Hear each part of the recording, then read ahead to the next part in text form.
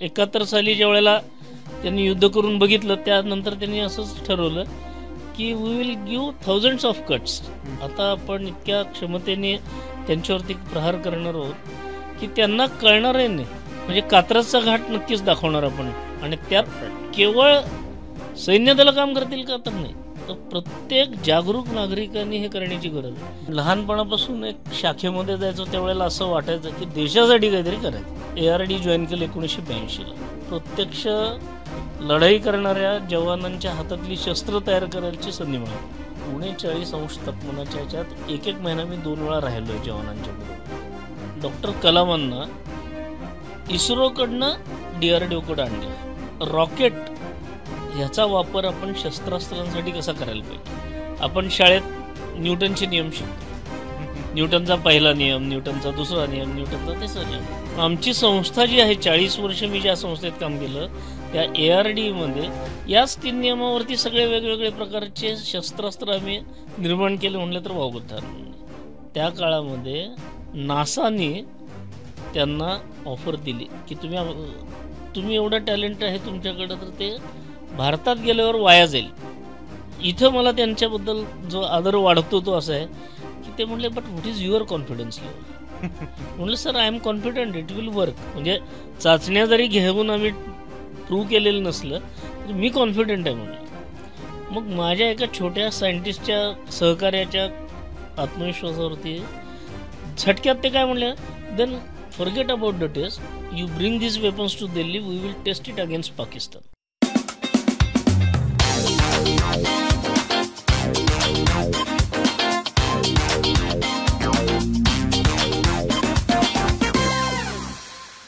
नमस्कार मित्रांनो, मी अनिकेत बापट तुम्हा सर्वांचं स्वागत करतो डिजिटल गप्पांच्या नवीन कोऱ्या एपिसोडमध्ये. आजचे आपले गेस्ट आहेत भारतीय संरक्षण क्षेत्रातील एक उल्लेखनीय कामगिरी केलेले व्यक्तिमत्व, DRDO सायंटिस्ट ज्यांना आपण गन एक्सपर्ट या नावाने ओळखतो. DRDOमधील असंख्य प्रोजेक्ट्समध्ये त्यांचा असलेला हातभार आणि त्यांचं असलेलं उल्लेखनीय काम, none other than doctor Kashinath Deodhar. तर देवधर सरांना भेटूयात आणि DRDOमधले किंवा त्यांचे असलेले एक संरक्षण क्षेत्रातील अनुभव, त्यांचं असलेलं डॉक्टर APJ अब्दुल कलाम यांच्यासोबतचं काम, संरक्षण मिनिस्टरांसोबतचं काम आपण आज समजून घेऊयात, त्यांचे अनुभव ऐकूयात. चला तर मग वेळ वाया न घालवतात भेटूयात काशीनाथ सरांना आणि सुरुवात करूयात आजच्या भागाला. Let's go. तर काशीनाथ सर, तुमचं मनापासनं डिजिटल गप्पांच्या या स्टुडिओमध्ये स्वागत आहे. आणि सगळ्यात महत्त्वाचं जय हिंद तुम्हाला म्हणावं असं वाटतं आहे, कारण अशा एका व्यक्तीला मी आज भेटतो आहे ज्यांच्याशी भेटणं आणि बोलणं हे खूप माझ्यासाठी एक्सायटिंग आहे आणि तुम्हाला ऐकणं हे आमच्या प्रेक्षकांसाठी.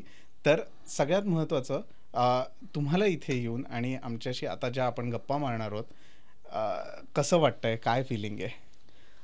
सर्वप्रथम धन्यवाद की तुम्ही मला इथं येऊन बोलवलं आणि माझे जे 40 वर्षातले जे अनुभव आहेत वेगवेगळे ते सांगण्याची इथं संधी दिलीत आणि त्याबद्दल आभारी पण आहे.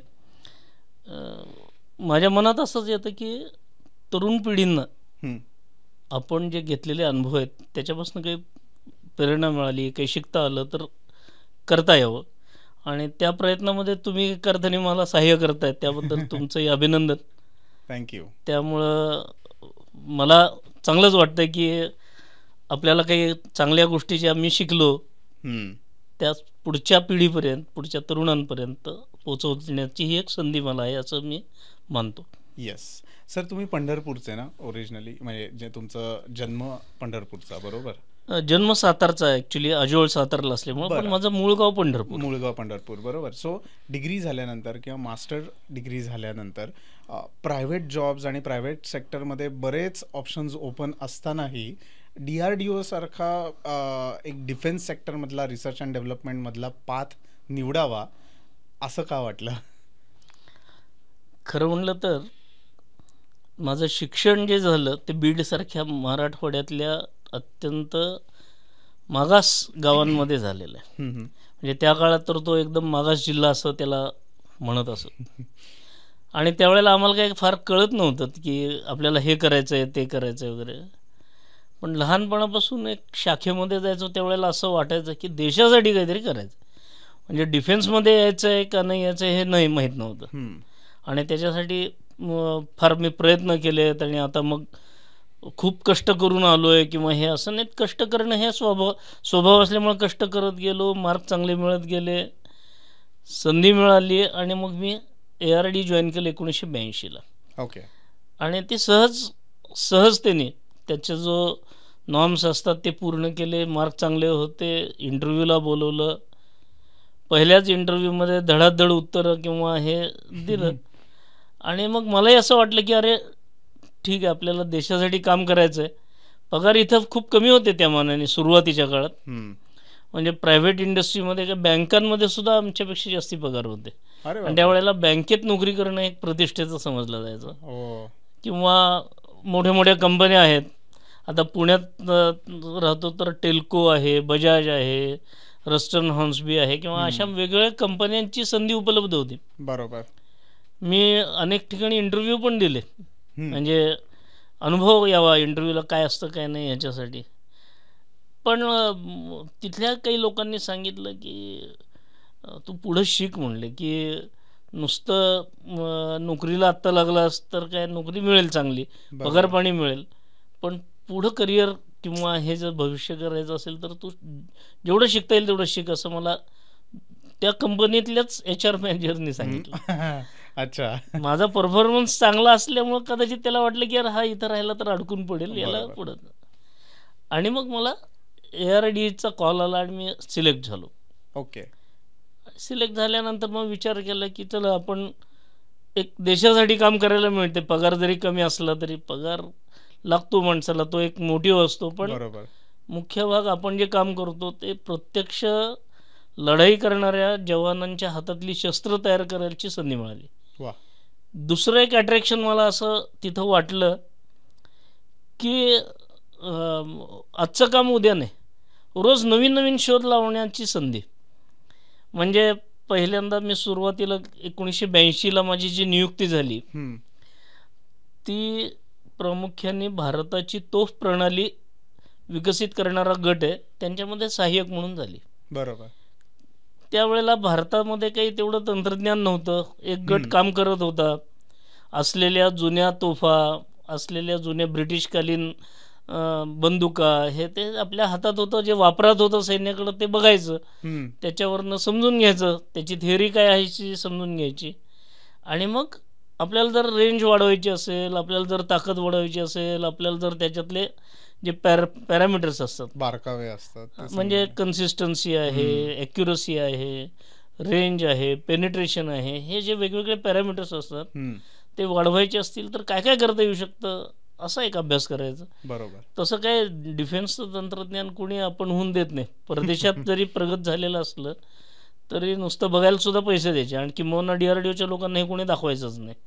त्यामुळं एका अर्थाने आपलं आपणच शिकत गेलो, आपलं आपण म्हणणं संत ग्रुप एकमेकांमध्ये चर्चा करत किंवा हे करत, आणि मग आपण भारताची तोफ बनवायला सुरुवात केली. त्याला एक 4-5 वर्ष आम्ही काम केलं. सो तुम्ही आता जसं म्हटलात की ARD आणि DRDO, तर बेसिकली मला प्रश्न हा होता की ARD आणि DRDO मध्ये काय सिमिलॅरिटीज आहेत किंवा काय डिफरन्सेस आहेत, ह्याच्याबद्दल काय सांगाल? ॲक्च्युली काय माहिती आहे का की भारतामध्ये संरक्षण करणारी 3 दल आहेत, आर्मी, नेव्ही, एअरफोर्स. आणि यांना लागणारी विविध साहित्य, विविध प्रकारचे हत्यारं, विविध प्रकारचा दारुगोळा, हे सगळं भारतीय बनावटीचं असलं पाहिजे, स्वतःचं तंत्रज्ञान असलं पाहिजे. हे लक्षात घेऊन 1958 साली डिफेन्स रिसर्च अँड डेव्हलपमेंट ऑर्गनायझेशनची स्थापना झाली. त्याला आपण DRDO म्हणतो. बरोबर. आणि हे DRDO ऑर्गनायझेशनमध्ये सध्या 50पेक्षा जास्ती लॅब अशा आहेत की ज्या DRDOच्या अंतर्गत काम करतात. त्यातली एक प्रीमियर लॅब म्हणजे पहिली लॅब एका अर्थाने DRDOतली मोठी लॅब ARD म्हणून आहे. अच्छा. Armament research and development establishment. ही शस्त्रास्त्र, दारुगोळा ह्याच्यावरती संशोधन करणारी भारतातली एकमेव DRDOची प्रीमियर लॅब आहे. ती DRDOच्या अंतर्गतच काम करते. पण ती DRDOची स्थापना 1 जानेवारीला झाली आणि लगेच 1 सप्टेंबरला ARDची स्थापना म्हणजे 9 महिन्याचा कालावधीच्या आत म्हणजे 8 महिन्यानंतर लगेच त्याची स्थापना झाली. म्हणजे त्यामुळं ARD हा DRDOचाच भाग आहे, ते DRDO वेगळं नाही.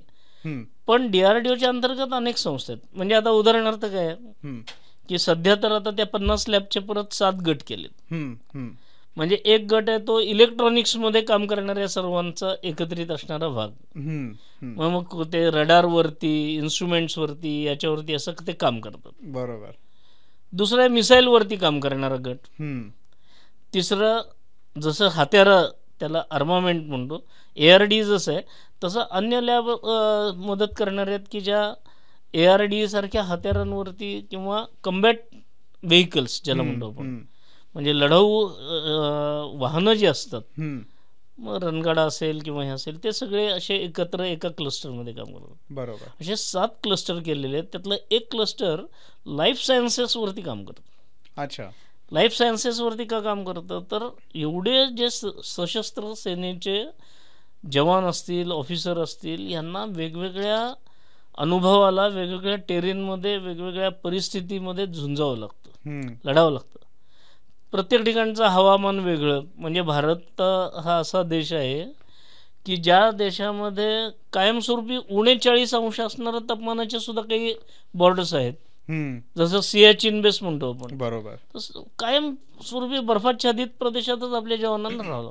बरोबर. तिथल्या समस्या वेगळ्या, उंचीवरती असतात ते, म्हणजे 21,000 फूट उंचीवरती गेले. मग तिथं श्वास घ्यायला सुद्धा त्रास होतो जवानांना. बरोबर. तिथले म्हणजे वातावरणामध्ये 8 महिने 9 महिने आजूबाजूला काही झाडाचं हिरवं पान दिसत नाही, केवळ बर्फ बर्फ बर्फ दिसतो.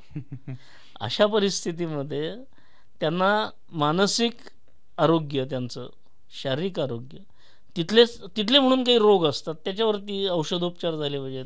ते काही सर्वसामान्य 140 कोटी जनतेला कधी हे करावं लागत नाही. बरोबर. ते तिथल्या लोकेशन बेस असतात. दलदलीमध्ये राहावं लागतं. दलदली प्रदेशामध्ये सुद्धा जिथं दलदल आहे तिथं त्यांना राहावं, किंवा वाळवंटासारख्या ठिकाणी 48 डिग्री सेंटीग्रेड 50 डिग्री टेम्परेचर असतं.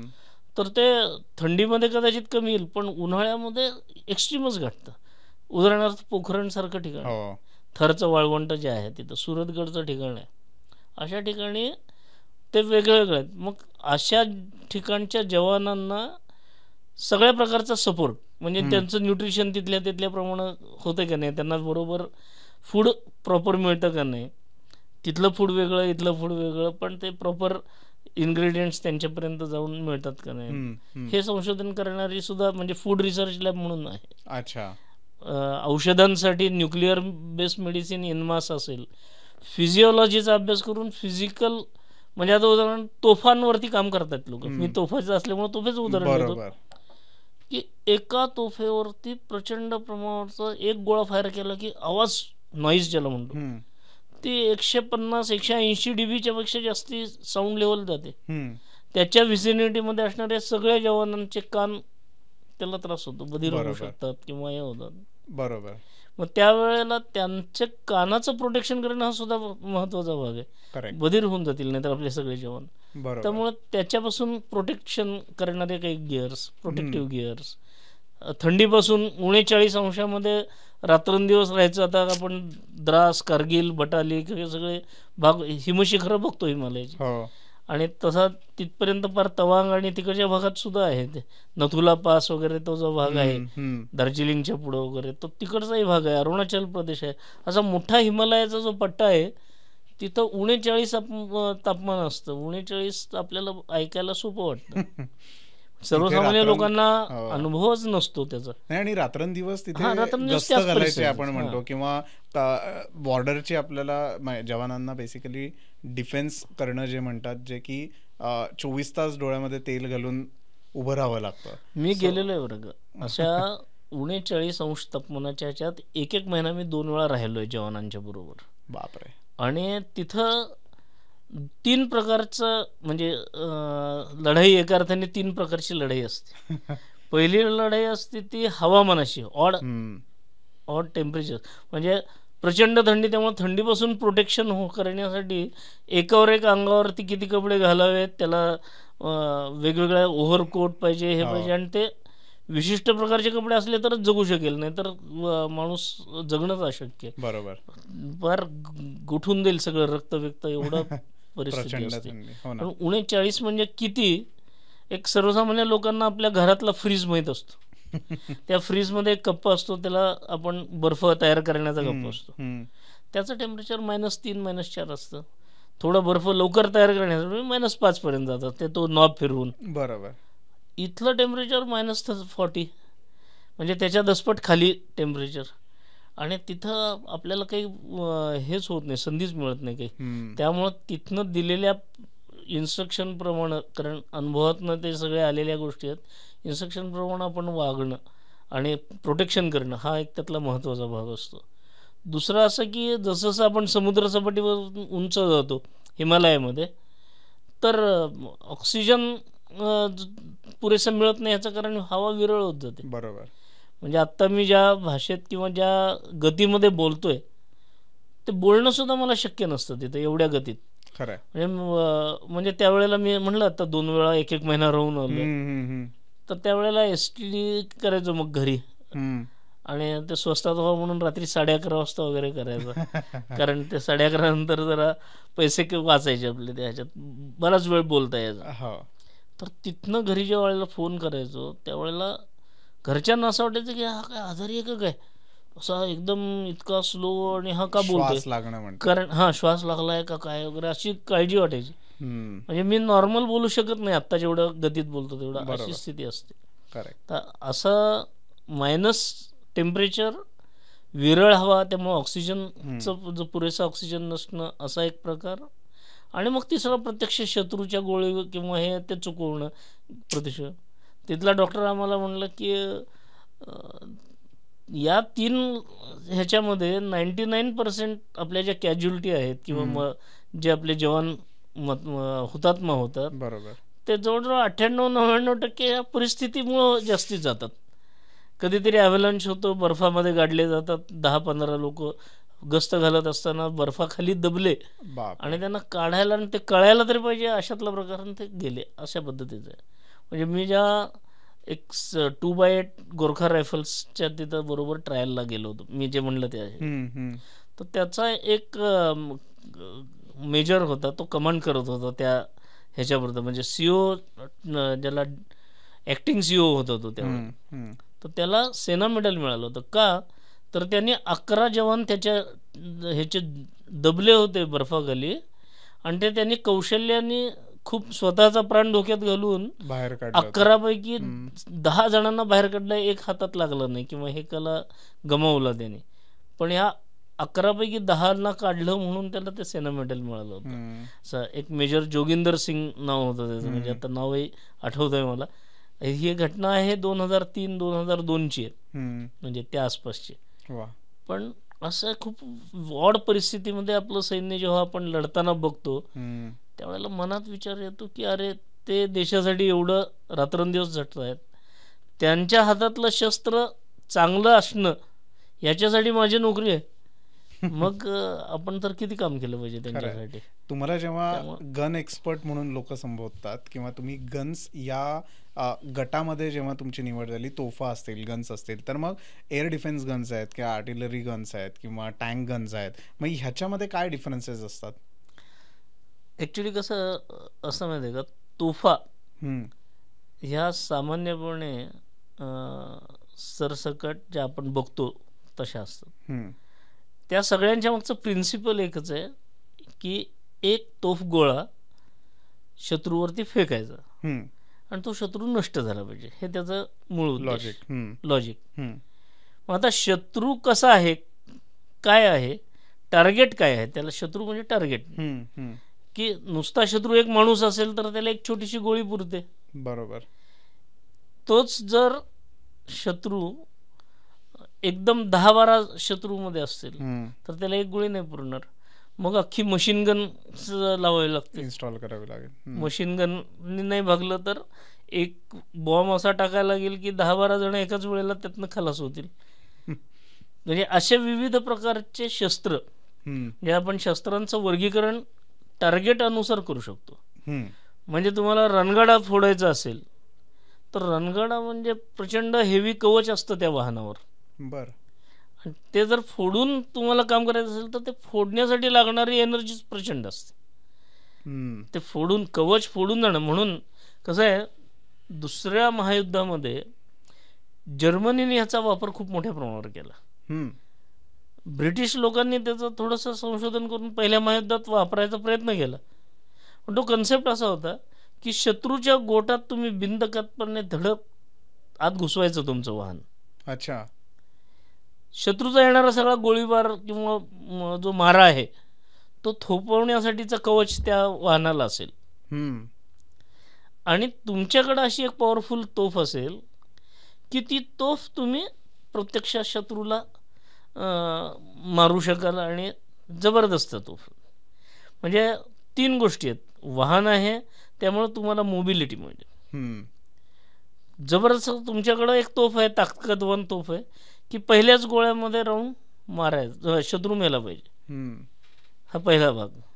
आणि शत्रूचा जो काही गोळीबार तुमच्यावर येणार आहे तो थोपून धरायचा.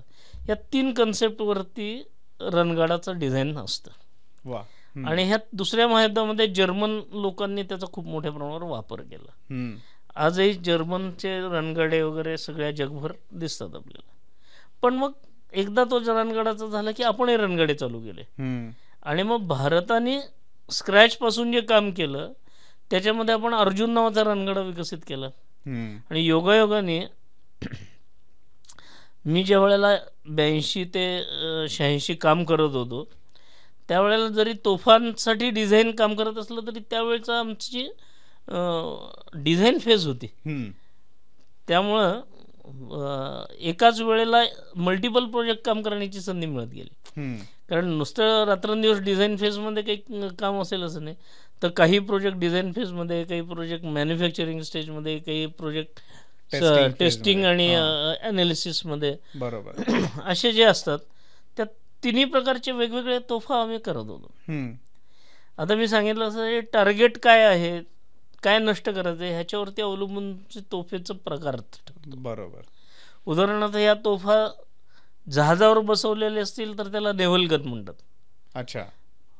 कन्सेप्ट तोच आहे की एका नळीतून तो तोफ गोळा शत्रूवरती फेकायचा. तो शत्रू लांब असेल तर तेवढ्या ताकदीने तो फेकला गेला पाहिजे, म्हणून तुमची ताकद इथं वाढवायची. ताकद वाढवायची असेल तर त्याला स्पेसिफिक जागा लागते, म्हणून असं ते सगळं ठरत जातं. त्यामुळे ह्या सगळ्या तोफा आयडेंटिफिकेशन करायसाठी काय आहे की त्या तोफेतून जो गोळा जातो त्याचा डायमीटर केवढा आहे त्याला कॅलिबर असं म्हटलं जातं. म्हणजे कुठल्या कॅलिबरची गन आहे असा शब्द सहज वापरला जातो. तर कॅलिबरचा अर्थ त्याच्यातून बाहेर पडणारा तोफ गोळा आहे, त्याचा डायमीटर किती असतो.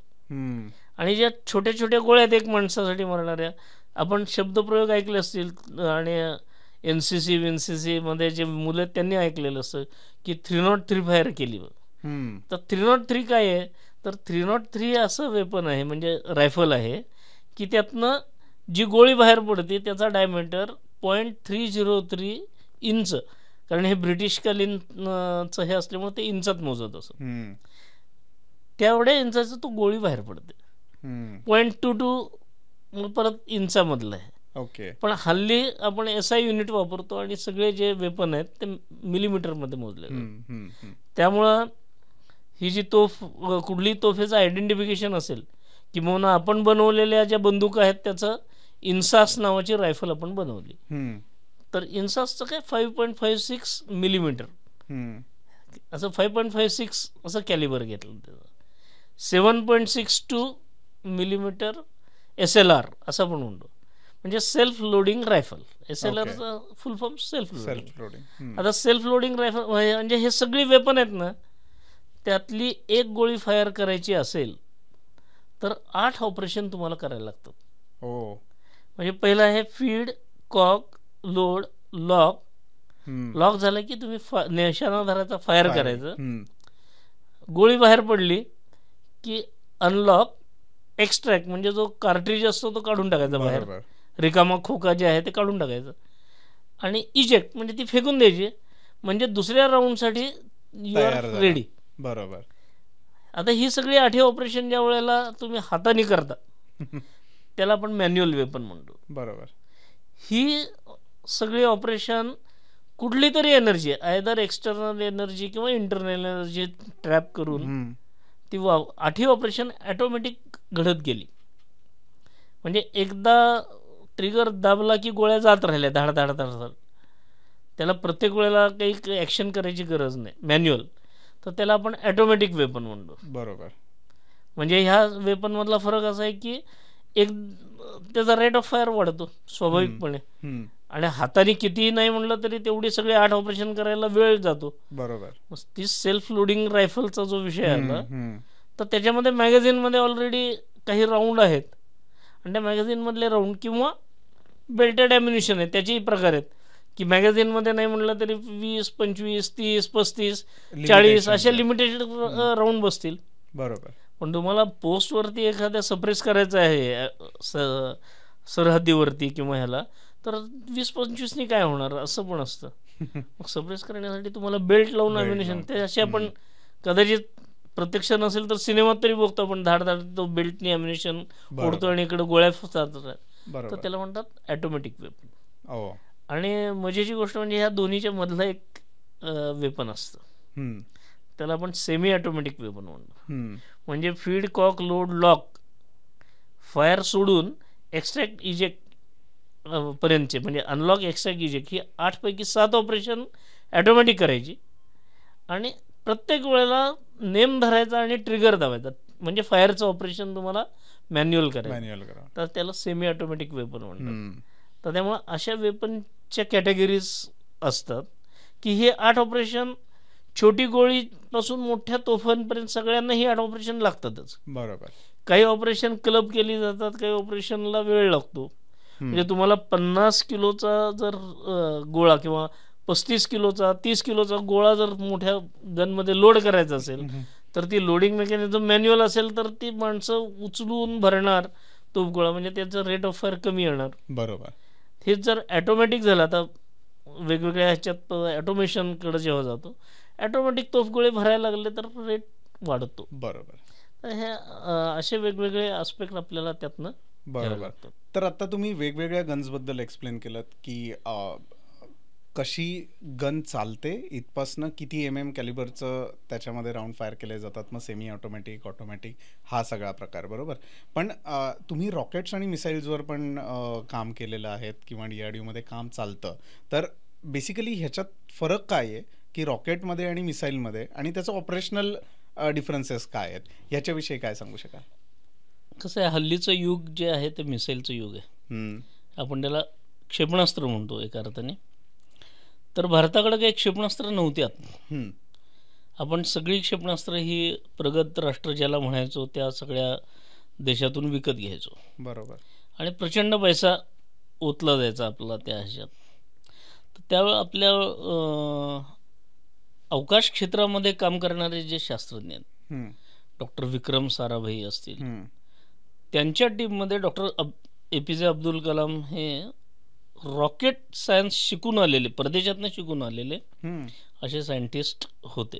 बरोबर. मग डॉक्टर राजा रामण्णा आणि डॉक्टर MGK मेनन हे 2 ज्येष्ठ शास्त्रज्ञ जे होते त्यांना डिफेन्सबद्दल आणि ह्याच्याबद्दल काळजी असायची.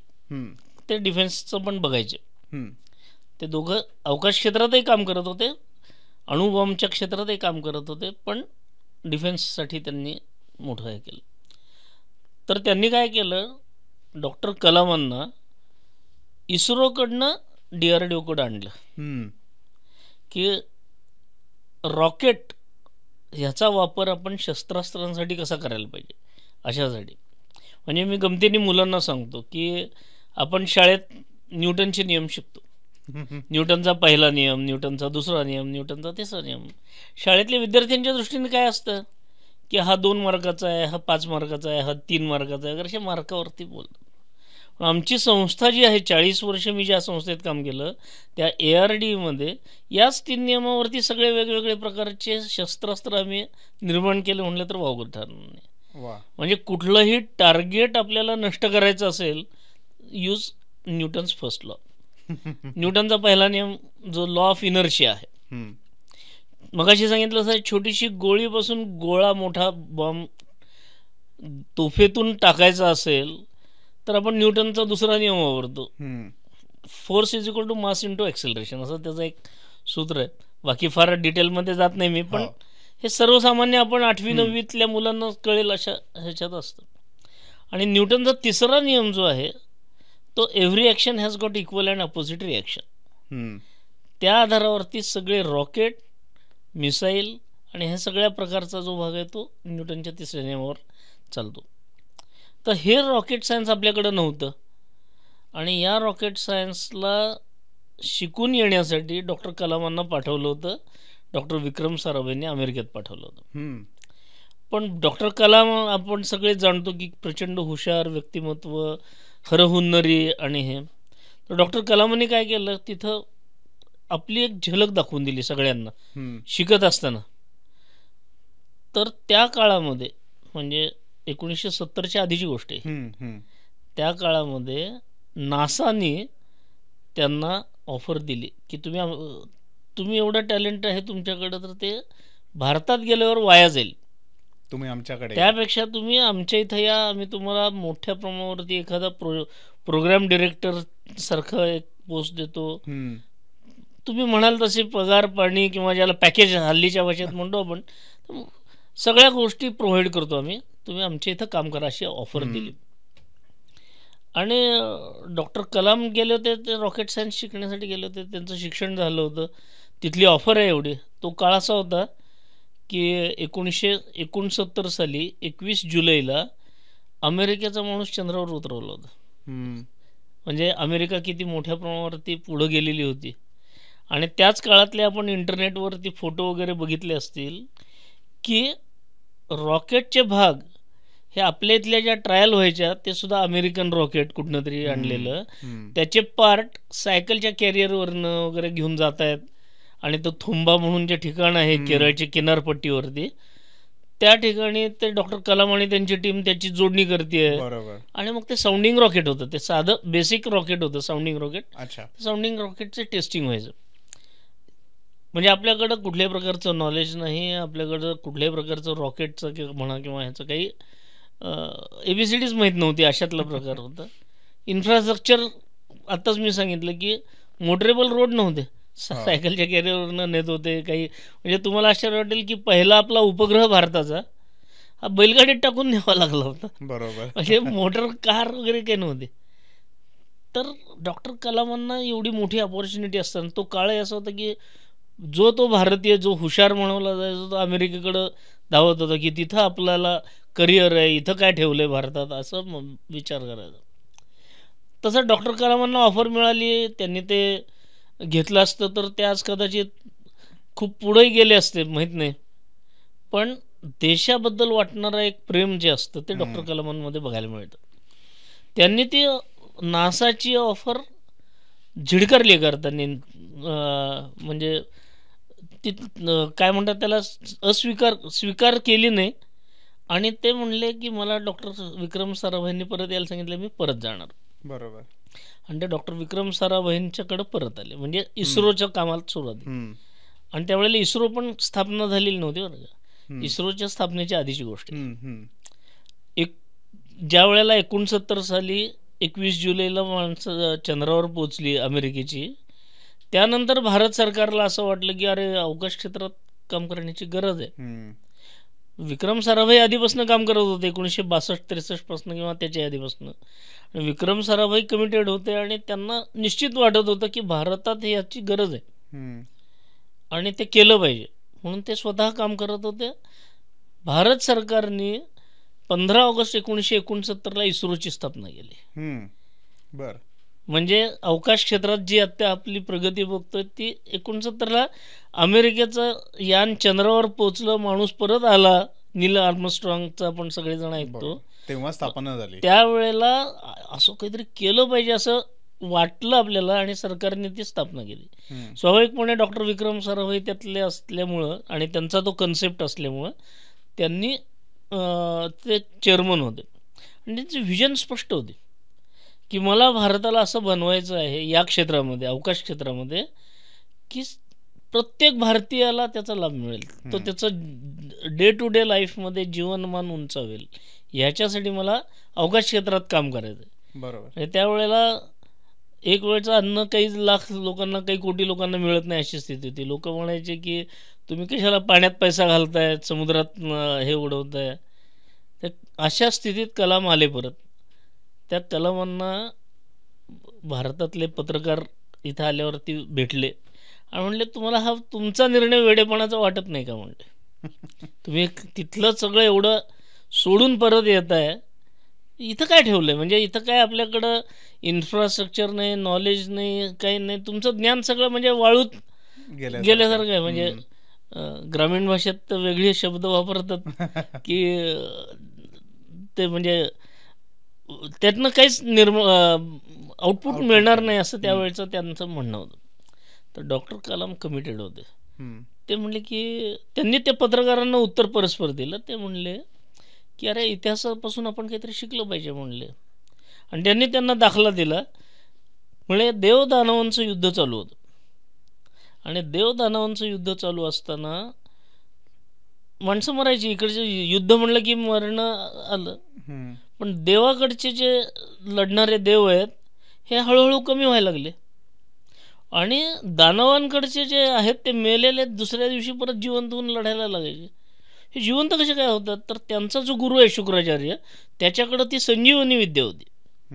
आणि ही संजीवनी विद्या असंच जर चालू राहिलं तर एक एक हळूहळू देवलोक संपून जाईल आणि सगळे राक्षसांचा हे स्वाभाविक विजय दिसतोय. मग एक उच्च स्तरीय समिती बसली आणि त्यांनी ठरवलं की ही विद्या आपल्याकडं पण पाहिजे. आणि मग शत्रूच्या गोटात जाऊन ती विद्या मिळवणारा म्हणून ते बृहस्पतीचा जो मुलगा आहे कचदेव, त्याला तिथं पाठवलं. आपल्या सगळ्यांनी ती गोष्ट माहिती आहे, कचदेव यांनी अमकं तमकं त्या शुक्राचार्याच्या मुलीशी प्रेम संबंध किंवा हे आहे. पण ज्या क्षणी म्हणले शुक्राचार्यांच्याकडनं ती विद्या कचदेवाला प्रत्यक्ष मिळाली, त्या दिवशी एका क्षणाचाही तिथं त्यांनी मोह न ठेवता, मग ते तिथलं ऐश्वर्य असेल, साम्राज्य असेल, देवयानी असेल, सगळं त्यागून ते म्हणले की माझ्या देव लोकात परत जाणार. म्हणले जे उद्दिष्टाने गेलोय की मी संजीवनी विद्या शिकायला तिथं गेलोय, झाली, मला विद्या मिळाली, मी आता माझ्या लोकांसाठी काम करायला जाणार. त्याच भूमीकडनं म्हणले डॉक्टर विक्रम साराभाईंनी मला रॉकेट सायन्स शिकायला पाठवलं, शिकलोय, आता मी भारतात येऊन माझी विद्या भारतामध्ये जे शिकलोय ते इथं लावेन. आणि आज आपण बघतो 60 वर्षामध्ये आज पार चंद्रावरती आपण यशस्वीपणे पोहोचलो. अनेक म्हणजे अवकाश क्षेत्रात इतकी प्रगती झाली, पण भारताचे रॉकेटचे जनक, ज्याला अग्निबाण म्हणतो आपण, अशा अग्निबाणचे जनक कोण आहेत? तर डॉक्टर कलाम आहेत. बरोबर. तर तेच मी त्याच प्रश्नावर येणार होतो की तुम्ही अग्निबाण ज्याला आपण म्हणतो किंवा पिनाका नावाचं जे मिसाईल होतं ज्याच्यावर तुम्ही काम केलं, तर त्याची पण एक स्टोरी आहे, बरोबर? तर ती स्टोरी आम्हाला ऐकायची आहे, सांगू शकाल? ॲक्च्युली स्टोरी म्हणण्यापेक्षा तो अनुभव आहे माझा.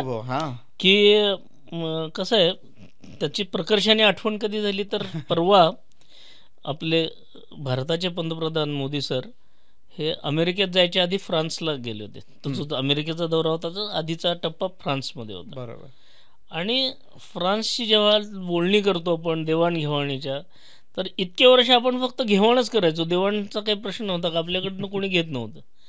आज मात्र अशी स्थिती आली की आपल्या पंतप्रधानांनी त्यांना सांगितलं की ह्याच्या बदल्यात आम्ही तुम्हाला पिनाक सिस्टीम देऊ, MBRS सिस्टीम. MBRS म्हणजे काय? Multi barrel rocket launcher system.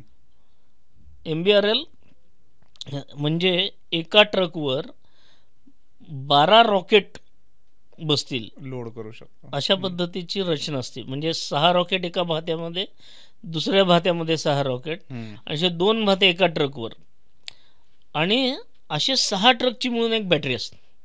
आणि ही बॅटरी एका पाठोपाठ एक फायर करायचं म्हणलं तर केवळ 4 सेकंदाचा डिलेने फायर करता येऊ शकतं. म्हणजे 72 रॉकेट केवळ 44 सेकंदामध्ये आपण डिलिव्हर करू शकतो, फायर करू शकतो. आणि प्रत्येक रॉकेट हे 100 किलो किंवा त्याच्यापेक्षा जास्ती त्या आसपास एक्सप्लोजिव्ह घेऊन जाणारे त्याला बॉम्ब असतात. आणि पूर्वी आम्ही जेव्हा काम करायचो त्यावेळेला टार्गेट आम्ही 45 किलोमीटर्स ठेवलेलं. सो अचीव्ह झालं 45 किलोमीटर्स. तर आता 75 किलोमीटरची अचीवमेंट आहे आपली. अरे वा.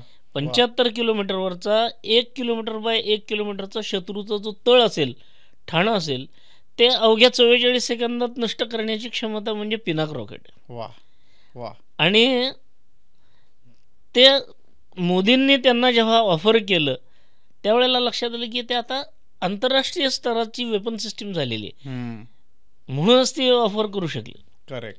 आणि माझं मन 1985 सालकडे गेलं. म्हणजे त्या काळामध्ये मी म्हटलं की एकाच वेळेला मी मल्टिपल प्रोजेक्टवरती काम करत होतो.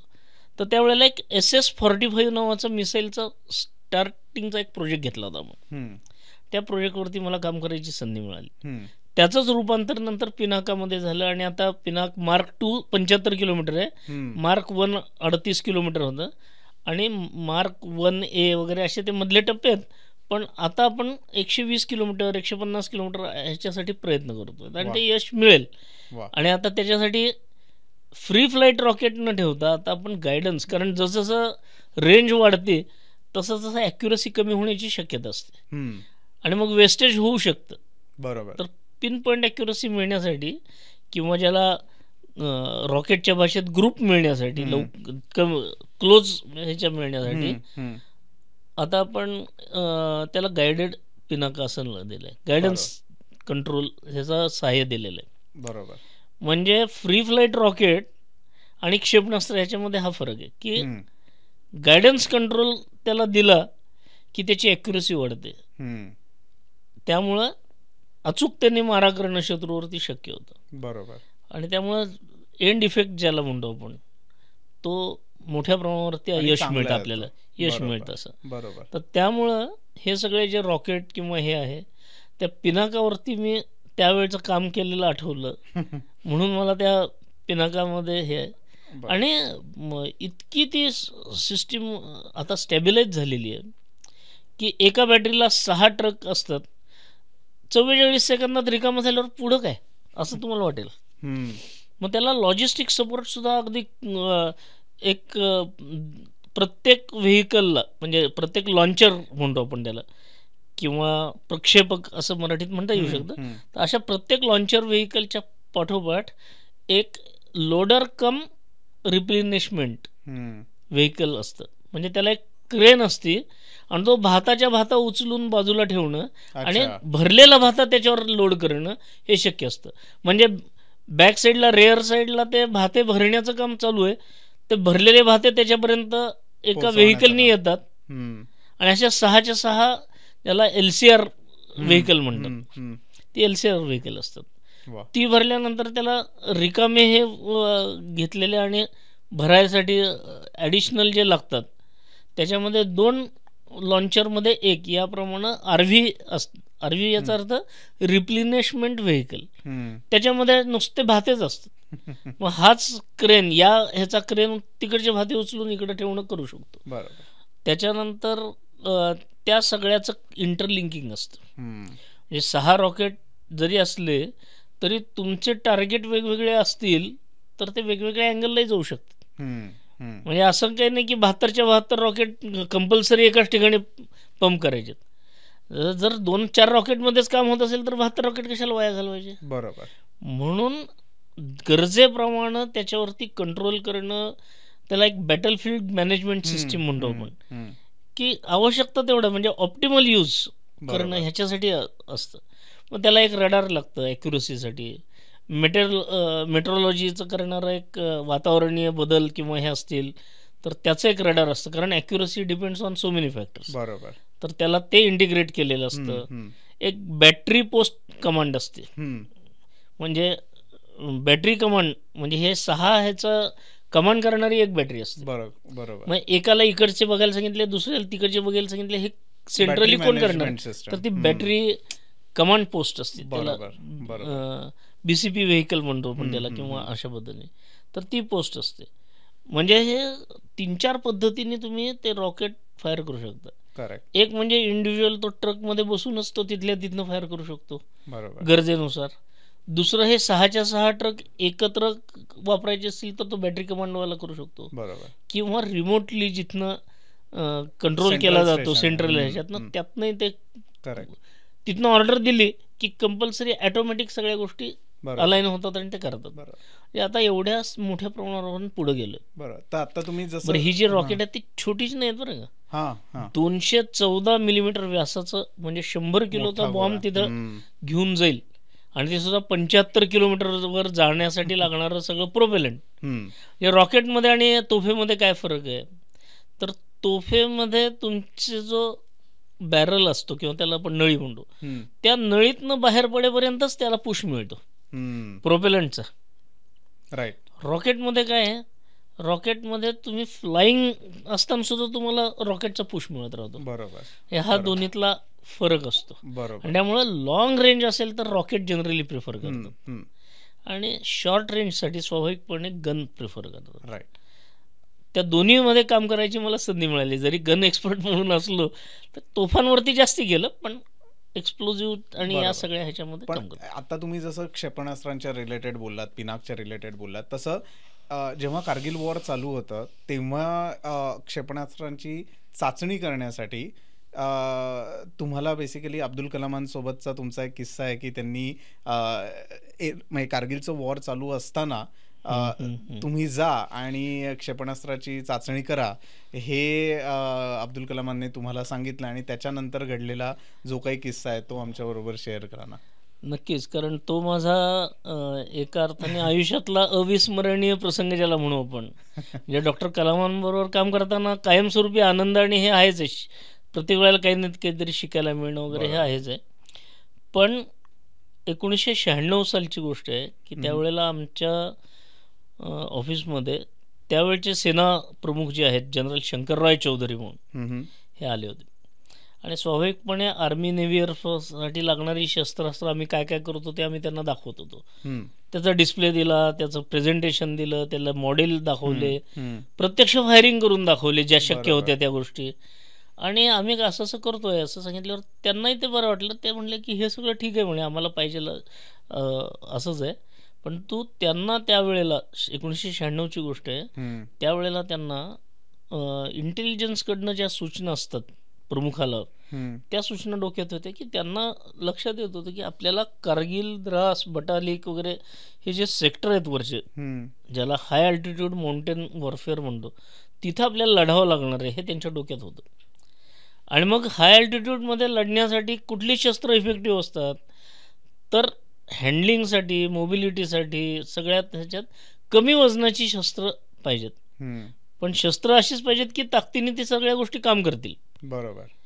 तर त्यांनी आमच्या डायरेक्टर सरांना सांगितलं की तुम्ही करताय हे चांगलंच आहे, ते आम्हाला हवं आहे, हे बरोबर आहे, पण आमची कालची गरज आहे एका अर्थाने, आत्ताची गरज म्हणू की आत्ताची गरज अशी आहे की खांद्यावर ठेवून फायर करायची जी तोफ असते त्याला रिकॉइललेस गन असं म्हणतात. आपल्या आर्मीमध्ये त्याला रॉकेट लॉन्चर म्हणतात.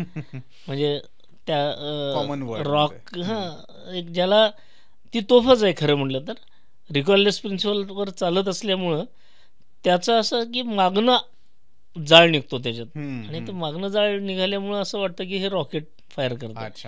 बाकी त्याचा रॉकेटशी काही नाही, तो रिकॉइललेस प्रिन्सिपलवर काम करते. तर अशी तोफ 26 किलो वजनाची तोफ आपल्याकडं स्वीडनमधनं घेतलेली होती. आता एवढं वजन घेऊन जायचं, एवढं सगळ्यात आधी मी मगाशी सांगितलं तसं प्रोटेक्शन आहे, स्वतःचे कपडे थंडीपासून संरक्षण करायचे घालायचे आहेत, स्वतःची बंदूक असली पाहिजे ज्याला पर्सनल वेपन म्हणतो ते, मग त्यात परत हे सेक्शन वेपन घेऊन द्यायचं, तर वजन खूप होतं. म्हणून त्यांनी आमच्या डायरेक्टरला सांगितलं की आम्हाला ही तोफ खूप चांगली आहे, इफेक्टिव्ह आहे, फक्त ते 26 किलो वजनाची आहे, ती आम्हाला जर कमी करून मिळाली तर ती आम्हाला पाहिजे. आणि माझं नशीब चांगलं म्हणा किंवा माझ्यावरचा भरोसा असेल डायरेक्टरचा, की त्यांनी केलेलं कामाचं अवलोकन आणि हे असल्यामुळं त्यांनी ते काम माझ्याकडे दिलं. आणि जेव्हा मी माझ्याकडं म्हणतो तेव्हा एकटा माणूस काही करत नसतो, टीम काम करतो. तर त्या माझ्या नेतृत्वामध्ये आम्ही 26 किलो वजनाची तोफ 14 किलो वजनापर्यंत कमी केलं. नवीन नवीन मटेरियल्स, नवीन कॉम्पोजिट मटेरियल्स वगैरे हे डेव्हलप केले. First time in the country की गन बॅरल सारख्या ॲप्लिकेशनमध्ये वा कॉम्पोजिट कधी वापरलेलं नव्हतं. म्हणजे कॉम्पोजिट कुठं वापरायचे तर कुठेतरी रिक्षाच्या टपासाठी वापरलं आहे, टेलिफोनच्या बूथला स्ट्रक्चर असतं ते वापरलं आहे, चौकीदाराची जी खोली असते त्याला वापरतात, अशा पद्धतीचे वापरत होते. पण जिथं प्रत्यक्ष बॉम्ब स्फोट होतो आहे, प्रोपेलंट बर्न होतं आहे आतमध्ये, आणि त्याच्यासाठी असं कधी वापरलेलं नव्हतं. आम्हालाही त्याची हे होती. पण 26 किलोवरनं 14 किलो करताना आम्ही नवीन नवीन तंत्रज्ञान विकसित केलं आणि ते अचीव केलं. ते अचीव केलं आणि 12 किलो वजन काही कमी नाही. पण इथं एक आनंदाची गोष्ट अशी म्हणजे सांगावीशी वाटते ती की without compromising on any performance parameter, हे महत्त्वाचं आहे. परफॉर्मन्सच कमी झाला तर वजन कमी करण्याला काही अर्थ नाही. तर वजन कमी करून सुद्धा परफॉर्मन्समध्ये कुठे खोट नाही. उलट येऊ घातलेले जे ॲडिशनल नवीन राऊंड असतील काही नवनवीन, ते त्यातनं फायर झाल्या करू शकतो अशी क्षमता असणार ते बनवलं. बरोबर. आणि डॉक्टर कलाम आमचे प्रमुख होते, त्यांना ते माहीत होतं. आणि कारगिलचं युद्ध सुरू झालं 99 साली. तुम्हाला माहीत आहे की 10 मेला आपण युद्ध डायरेक्ट डिक्लेअर केलं नाही तरी अघोषित युद्ध चालू होतं. कॉन्फ्लिक्ट म्हणायचे त्याला. पाकिस्तानने जसे आत्ता उद्योग केले तसे त्यावेळेला उद्योग करत होता. आणि हा पाकिस्तान कायम उद्योगातच आहे आपल्या विरुद्ध. तर त्याला बंदोबस्त करण्यासाठी आपल्याला सज्ज राहायला पाहिजे असं लक्षात घेऊन त्यावेळेला कलाम आमचे प्रमुख होते, ते दिल्लीत होते त्यावेळेला. आणि कारगिलचं युद्ध चालू असताना त्यांचा फोन आला 18 जूनला, 1 महिना झाला असेल युद्ध चालू होऊन. आणि ते युद्ध चालू असताना त्यांचा फोन आला की त्यांनी डायरेक्ट मला कॉलवर बोलून घेतलं डायरेक्टर ऑफिसमध्ये आणि माझ्याशी संवाद चालू केला. पहिलाच प्रश्न त्याने विचारला की Deodhar, what is the status of our weapons. कारण त्यांना ते माहीत होतं आम्ही कमी वजनाची लगेच मी सांगितलं त्यांना की sir 2 weapons are ready, however qualification test yet to be carried out. कारण कुठल्याही शस्त्राच्या सर्व प्रकारच्या क्वालिफिकेशन टेस्ट जोपर्यंत होत नाहीत तोपर्यंत काही आपण आर्मीकडे हँडओव्हर करू शकत नाही. पण त्यांचा इथं मला त्यांच्याबद्दल जो आदर वाढतो तो असा आहे की ते म्हणले but what is your confidence level. म्हणलं sir I am confident it will work. म्हणजे चाचण्या जरी घेऊन आम्ही प्रूव्ह केलेलं नसलं तरी मी कॉन्फिडंट आहे म्हणलं. मग माझ्या एका छोट्या सायंटिस्टच्या सहकार्याच्या आत्मविश्वासावरती झटक्यात ते काय म्हणले, then forget about the test, you bring this weapons to Delhi, we will test it against Pakistan. म्हणजे डायरेक्ट आपण ह्याच्या चाचण्या पाकिस्तानवरती करू, तू घेऊन ये वेपन म्हणले, काय काय होईल ते बघू आपण. आणि मग त्या वेपन्स घेऊन मी दिल्लीत गेलो. आता कसं आहे की युद्धस्थ कथा रम्या, त्यामुळं आता ऐकायला खूप चांगलं वाटतंय. पण काय होऊ शकतं हे आता परवा घडलेल्या प्रसंगावरून आपल्याला लक्षात येईल की किती परिस्थिती असते गंभीर. तर ते डॉक्टर कलामांनी सांगितल्यानंतर ते वेपन न्यायचे आहेत मला. तर वेपन घेऊन जात असताना माझ्यावर वॉच ठेवून कोणीतरी मला काहीतरी केलं, काही होऊ शकतं, हे सगळं लक्षात घेऊन आम्ही त्याचं पॅकिंग इतकं ओबडधोबड शॅबी पद्धतीने केलं होतं की काहीतरी स्टोअर घेऊन चाललं आहे असं दिसावं. म्हणजे त्याला गनी बॅग पॅकिंग, म्हणजे आतमध्ये ते व्यवस्थित होतं सगळं सुरक्षित, पण गनी बॅग पॅकिंग वगैरे करून असं काहीतरी घेऊन मी चाललो आहे. पर्सनल लगेज म्हणून घेऊन चाललो होतो. दिल्लीमध्ये विमानात जाण्यासाठी बसण्यासाठी आपल्याला माहिती आहे की आपण एअरपोर्टवर गेलो की त्या स्क्रीनिंगला टाकतो. त्या स्क्रीनिंगला जो बसलेला असतो ऑफिसर तो बघत असतो काय काय कुठल्या वेपन बागेत काय आहे वगैरे. मग कधी कोणाचा लायटर निघतो, कधी कोणाचं काहीतरी निघतं, असं ते काढायला लावत असतो. तर इथं बघतो तर ते पूर्ण वेपनच दिसलं ना त्याला समोर. त्याला लक्षातच आलं नाही की काय. तो एकदम अरे एक क्या लेके जा रहे म्हणून खुर्चीतनं ताडकन उठला आणि जोरात ओरडला. तेव्हा जोरात ओरडण्यामुळे काय झालं, सगळ्यांचं लक्ष माझ्याकडे की हा काय म्हणजे काय घेऊन चाललंय.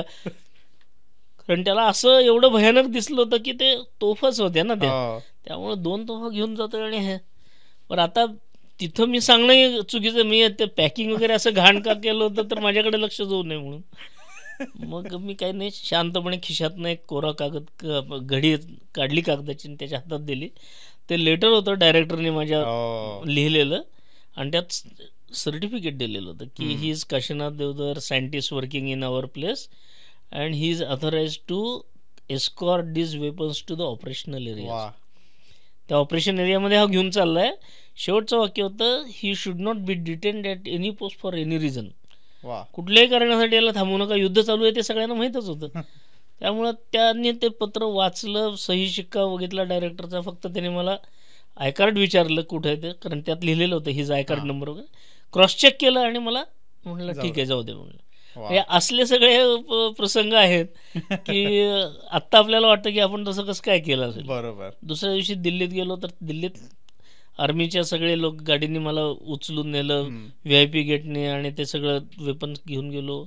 दुसऱ्या दिवशी आमचे DRDO मध्ये गेलो, तिथं त्यांना जे डायरेक्टर होते, चीफ कंट्रोलर होते, त्यांना दाखवलं. त्यांनी मला कलामांकडे घेऊन गेलं, कारण ते माझे इंटरमिजिएट बॉस होते, म्हणजे डायरेक्टरच्या नंतरचे आणि कलामांच्या आधीचे मधले बॉस, की ते ARDचं सगळं डिलिंग बघत होते.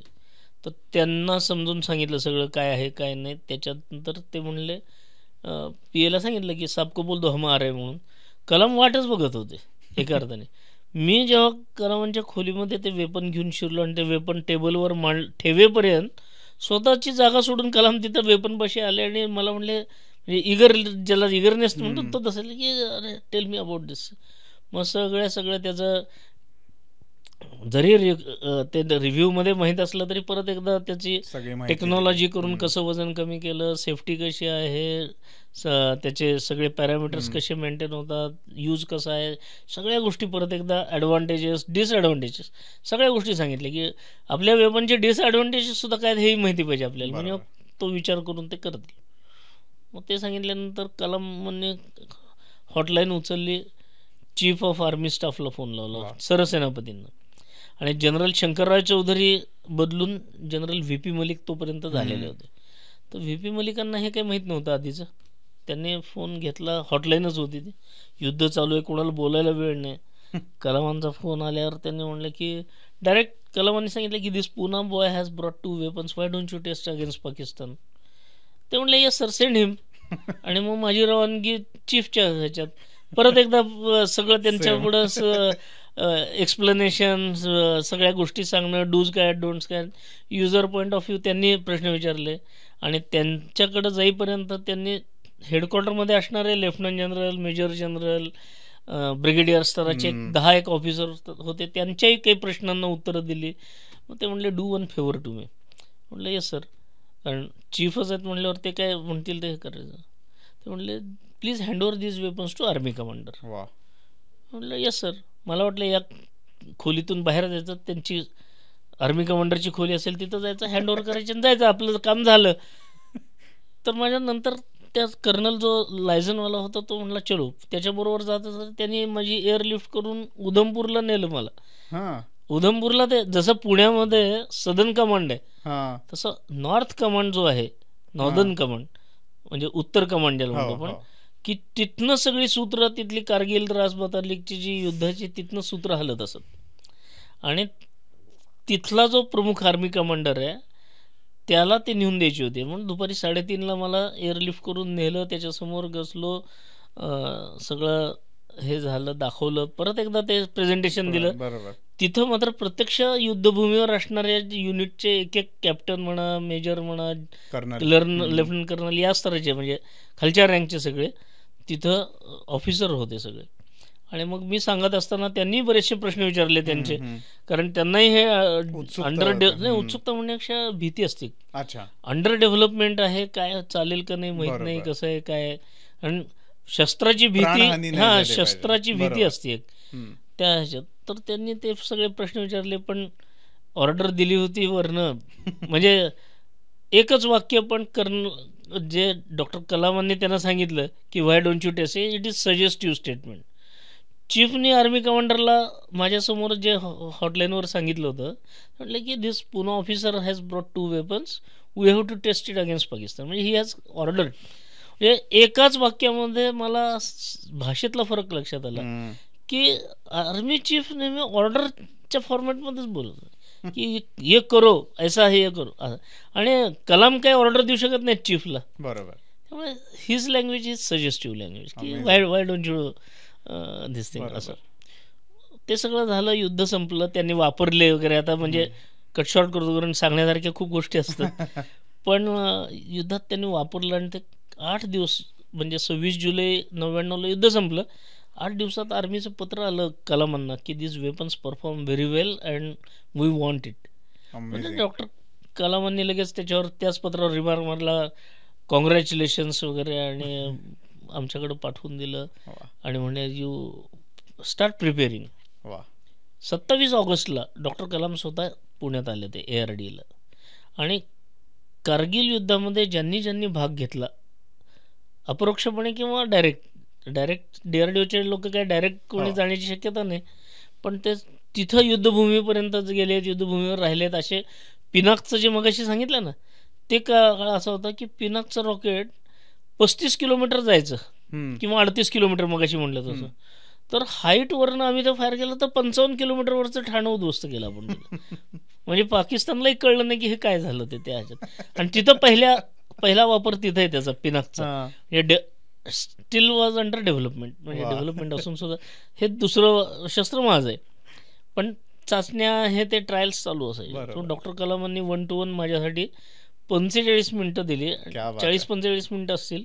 आणि एका अर्थाने त्यांनी तो प्रोजेक्टचा पूर्ण रिव्ह्यू घेतला आणि वेल डन म्हणून पाठीवरती थाप मारली. ती माझ्या दृष्टीने सगळ्या पारितोषिकांपेक्षा ती थाप मला फार महत्वाची वाटते. म्हणून मी म्हणलं की ते कधी मी विसरणार नाही असा तो प्रसंग आहे. पण खरा प्रसंग पुढचा आहे की जो तुमच्या अंगावर काटा आणेल असा आहे. म्हणजे युद्धाच्या ह्याच्यामध्ये की कलामांनी सगळे प्रश्न सोडवले आणि म्हणले जर आर्मीला हे शस्त्र पाहिजे तर द्या लगेच.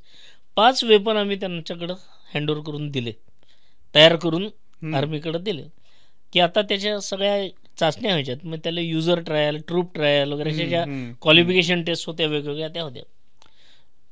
युजर ट्रायलच्या वेळेला आम्ही जेव्हा गेलो त्यावेळेला पहिल्या दिवशी मीट ग्रीट सगळी माहिती देणं हे ते कॉन्फरन्स रूममध्ये विथ हाय टी वगैरे सगळं झालं. आणि मग डिसिजन असं झालं की कारण ती टीम जी असते ते वेगवेगळ्या युनिटचे वेगवेगळे असे जवळजवळ 8-10 एजन्सीज एकत्र येऊन ती ट्रायल घेतात. आणि त्या ट्रायलमध्ये प्रत्येकाचा अँगल वेगळा असतो. कोणी फील्ड मेंटेनेबिलिटी बघेल, कोणी स्पेअर्स किती लागतील ह्याचा अंदाज घेतो, कोणी वर्कशॉपमध्ये दुरुस्तीची वेळ आली तर काय काय मला करावं लागेल किंवा त्याच्यासाठी स्पेशल काय, असे वेगवेगळ्या अँगलने. आणि युजर असे सगळे एकत्र येऊन एक 25-1 जणांची टीम असते, त्यात एक 10-15 एजन्सीज एकत्रित असतात. तर त्या कर्नल जो मेन होता ट्रायलवाला त्याने सांगितलं की उद्या आपण सकाळीपासून चालू करू त्याच्या ट्रायल्स. म्हणून आम्ही दुसऱ्या दिवशी सकाळी 6ला मात्र फील्डवरती एक हेमा फील्ड फायर रेंज म्हणून त्याची एक रेंज आहे महूला, तिथं इन्फंट्री स्कूल महू आहे तिथं. तर सकाळी गेलो, तयार झालो. आता आम्ही म्हणलं वा आपल्या वेपन सगळ्यात फायर होऊन आम्हालाही उत्सुकता ना की कसं झालं असेल, काय झालं असेल. तर म्हणले हां yes now we are ready, चालू करा म्हणले ट्रायल फायरिंग. अरे मी म्हणलं अरे मी सिव्हिलियन माणूस आहे, कधी छोटी पिस्तूल सुद्धा चालवली नाही, आणि हा म्हणतो की चालू करा फायरिंग. म्हटलं सर यू आर फौजी peoples, you have been trained for this thing. म्हणलं आम्ही सिव्हिलियन लोक आहोत, एक छोटा पिस्तूलची गोळी जरी फायर करायची असली तरी पोलीस परमिशन पाहिजे, लायसन पाहिजे, अथॉरिटी पाहिजे, ट्रेनिंग पाहिजे, डूज डोंट्स त्याचे हे अमके तुमके 100 फॉर्मॅट भरा, हे करा, ते सगळं असतं. म्हणलं तुम्ही लोक त्याच्यासाठी तुम्ही का फायर करत नाही, तुम्हीच करा firing, I have no objection. तर म्हणलं नाही आय हॅव ऑब्जेक्शन. म्हणलं काय झालं, तर म्हणलं this is under development weapon. ते वेपन कोणाचं आहे, म्हणलं माझं आहे. Who will believe on your weapon, त्याचा प्रश्न. हु विल बिलीव्ह. मी म्हटलं आता स्वाभाविकपणे मग मीच त्याच्यावर विश्वास ठेवणार.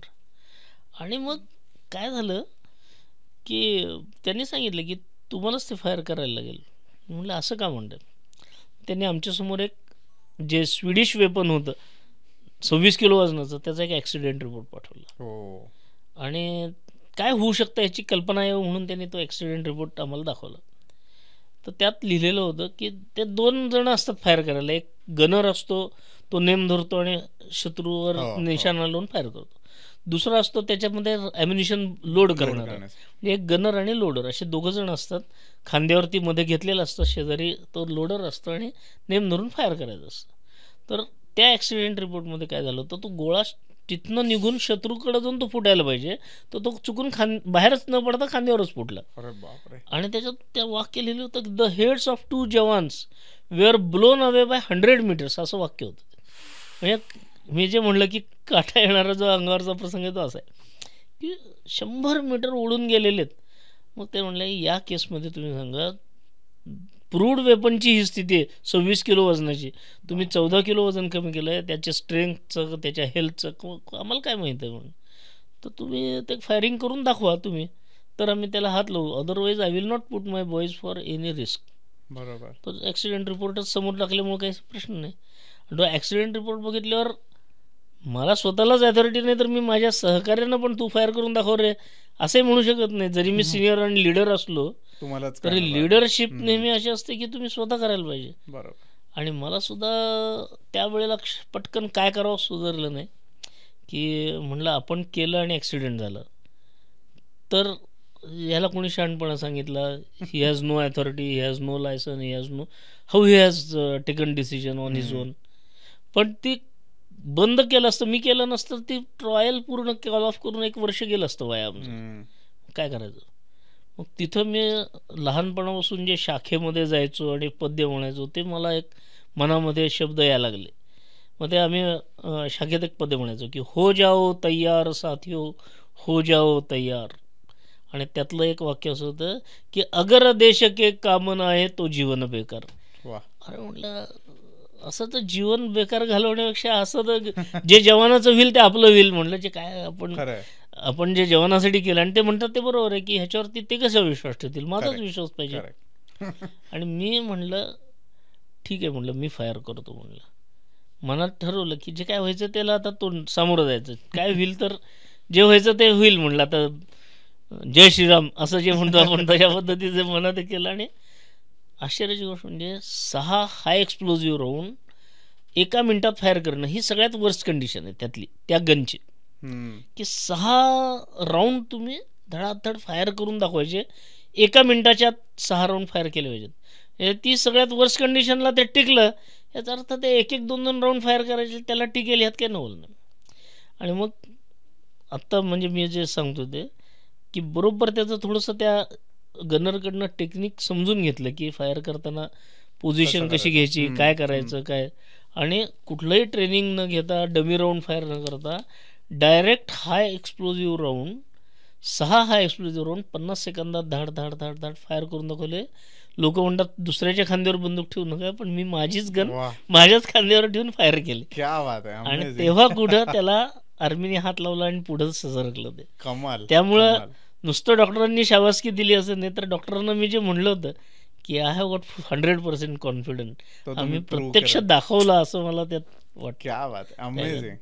असा एक कधी न विसरणारा जो अनुभव आहे तो त्यापैकी एक आहे. करेक्ट. जेव्हा आपण डॉक्टर आम्ही ॲटॉमिक एनर्जी बद्दल आपण जेव्हा बोलतो तेव्हा पोखरण हा विषय सगळ्यात पहिले आपल्या मनामध्ये येतो. बऱ्याच लोकांनी मूव्ही बघितलेत, त्याच्याविषयी माहितीही आहे. बट पोखरणची जी टेस्ट झाली आहे ॲटॉमिक टेस्ट, त्याच्यामध्ये इस्रो DRDO असेल किंवा ARD असेल किंवा अनेक डिफेन्समधल्या ज्या काही संस्था आहेत त्याच्यामध्ये त्यांचा सहभाग होता. ॲज अ DRDO पर्सन तेव्हाची सिच्युएशन काय होती आणि ते DRDOनी ह्या सगळ्या टेस्ट आणि तेव्हाचा काळ जो जवळनं बघितला आहे त्याच्याविषयी क्विक काय सांगू शकाल? कसं आहे माहिती आहे का की जगामध्ये सुपर पॉवर ज्याला म्हणलं जातं किंवा महाशक्ती ज्याला म्हणलं जातं, तर एक आत्तापर्यंत अमेरिका आणि रशिया या 2 देशांना महाशक्ती म्हणलं जातं. पहिलं महायुद्ध असेल, दुसरं महायुद्ध असेल किंवा या सगळ्या ह्याच्यामध्ये महाशक्ती म्हणून ह्या 2 देशांकडे बघितलं जातं. का बघितलं जातं तर त्यांच्याकडे अणुबॉम्ब आहेत, म्हणजे एक मोठी ताकद. अणुबॉम्ब हे कसं आहे, हे वेपन म्हणजे मास स्केल डिस्ट्रक्शन करणारं वेपन आहे. म्हणजे 6 ऑगस्ट 1945 आणि 9 ऑगस्ट 1945ला अमेरिकेने 2 बॉम्ब 2 शहरावरती टाकले जपानच्या दुसऱ्या महायुद्धात. आणि त्या हिरोशिमा नागासाकी बेचिराख झाले, लक्षावधी लोक मेले, पुढच्या काही पिढ्या सुद्धा अपंगत्व घेऊन जन्माला आल्या वगैरे अशा पद्धतीचे सगळे ते हे झाले. आणि त्यावेळेला जिनिवाला सगळे देश जगातले एकत्र आले आणि त्यांनी ठरवलं की हे शस्त्र भयानक इतकं आहे की मानवजात काय सजीव सृष्टीसुद्धा नष्ट होऊ शकेल एवढ्या भयानक आहे ते. त्यामुळे हा शस्त्र परत वापरायचा नाही कोणी. ह्याच्यासाठी नो यूज म्हणजे त्याच्या न्यूक्लिअरवरती बॅन एका अर्थाने घातला गेला की तुम्ही लढा पण न्यूक्लिअरचा वापर नाही करायचा. पण ज्यांनी बनवून स्वतःकडे ठेवलेत त्यांनी काही ते नष्ट केले नाहीत. बरोबर. अमेरिका, रशिया, चीन, फ्रान्स आणि ब्रिटन एवढे देश होते की त्यांच्याकडं आपले म्हणजे अमेरिका रशियाकडं हजारात असतील आणि हे फ्रान्स बिन्सकडं 60, 70, 80, 100 वगैरे असे काहीतरी असतील. म्हणजे एक्झॅक्ट आकडे तुम्ही नेटवर सर्च करून मिळतील, त्यामुळे त्याबद्दल मी बोलत नाही. पण भारत हा देश नव्हता ना त्याच्यात. 18 मे 1974 डॉक्टर राजा रामण्णा आणि माझं नशीब बघा राजा रामण्णांशी सुद्धा माझा संबंध आलेला आहे बरं का, की ज्या राजा रामण्णांनी आणि MGK मेनननी कलामांना आमच्याकडे पाठवलं, DRDOकडे पाठवलं, इस्रोकडनं, त्यांच्याशी पण माझा संबंध आला. पण ते त्यावेळेला आमचे मिनिस्टर होते, स्टेट मिनिस्टर होते DRDOचे. म्हणजे मी जेव्हा सर्व्हिसला जॉईन झालो तर त्या मधल्या काळामध्ये मिनिस्टर म्हणून त्यांची म्हणजे ते DRDOतनं बाहेर पडले होते पण DRDOची संपूर्ण माहिती होती स्वाभाविक. त्यांच्या नेतृत्वाखाली आपण पहिला अणुस्फोट घडवला, तो सुद्धा बुद्ध पौर्णिमेला 18 मेला 1974ची गोष्ट आहे, पोखरणच्याच वाळवंटामध्ये. आणि जगाला पहिला हादरा दिला की भारत काय करू शकतो, क्षमता काय आमच्याकडे. आणि मग सगळ्यांनी आपल्यावरती दबाव आणले की हे अरे कोणी टेस्ट करायचं नाही, वापरायचं नाही, ठरलेलं आहे. म्हणजे आपल्यावरती दबाव इतके होते की पुढे 24 वर्ष आपल्या देशांनी त्याच्याकडे बघायचं सुद्धा नाही अशा स्थितीत आलो. कारण जासूसी करून त्याच्यावरती लक्ष ठेवायला सुरुवात झाली त्याची. आणि लक्ष ठेवून हे करत असताना आपण काही करू शकत नव्हतो. आणि हे मी नाही, तिथल्या ते व्यंकटरमण असतील किंवा हे असतील, त्या नीलम संजीव रेड्डी होते, यांनी तिथं सांगितलं की हे असं करू शकलो नाही आपण. इच्छा होती पण करू शकलो नाही. पण मला आठवतं तर मी लहान होतो त्यावेळेला 75-76 आम्ही ते पंढरपूरच्या वाळवंटामध्ये शाखेत जायचो, खेळ खेळायचो वगैरे. आणि एक 15-20 जण असे गोल करून गप्पा मारत जसं असतो तसं एक पद्य म्हणायचो. तर त्या पद्यामध्ये असं होतं की एक वाक्य असं होतं त्या पद्यातलं, मला अजूनही आठवतं ते, की अणुयुद्धाची नौबत वाजे भारतवर्षा सज्ज करू, असं त्याची ओळ आहे. आता तुम्ही मग विचार करा, 15-20 वर्षाची पोरं, 15-20 पोरं पंढरपूरसारख्या वाळवंटात बसून काय पद्य म्हणतात, तर अणुयुद्धाची नौबत वाजे भारतवर्षा सज्ज करू. हे आपल्याला म्हणजे त्या जुन्या लोक असतील तर आपल्याला चिमूड पुसता येतो का असे पोरं आहेत आणि गप्पा कसल्या मारतात म्हणतील, अशातला प्रकार होतो.